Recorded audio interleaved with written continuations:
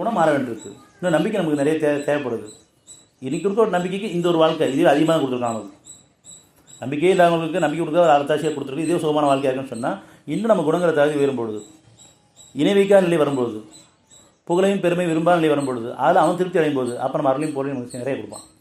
அப்படி கொடுக்கப்படும் பொழுது நம்ம அந்த பணத்தை இணை வைக்க மாட்டோம், அதில் பெருமை கொள்ளவும் மாட்டோம், அதை கொடுக்கறதுல கச்சித்திரம் பண்ணவும் மாட்டோம், அது நாளைக்கு உதவும் நினைக்கவும் மாட்டோம், நம்பவும் மாட்டோம்.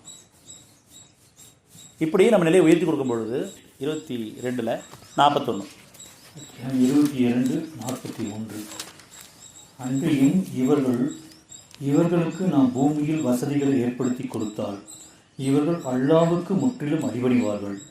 தூய்மையானவற்றை தாராளமாக கொடுப்பார்கள். நன்மையான காரியங்களை செய்யவும் ஏவுவார்கள்.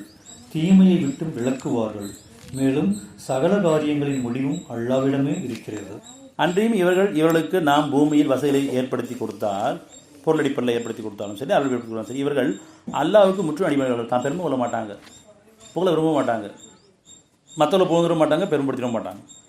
முற்றிலும் அல்லாஹ்வுக்கு அடிபணிவார்கள். தூய்மைக்கானது தாராளமாக கொடுப்பார்கள். தான் எதை நினைச்சு வாங்குறோம் அதில் தாராளமாக கொடுப்பாங்க. இணை வைக்கிற அசுத்தமாக இருக்குது. இப்போ பொருளை இணை வச்சு நம்ம வாழ்ந்துட்டுருக்கோம். ஒரு பக்கம் புகழை விரும்புகிறோம், பெருமை விரும்புகிறோம், ஒரு பக்கம் பொருளை இணை வச்சு வாழ்ந்துட்டுருக்கோம். அந்த இணை வைக்காமல் அதுலேருந்து மற்றவங்க கொடுத்துட்ருப்பாங்க. இது அழகிய வியாபாரமாக இருக்குது இதனுடைய பாதையில்.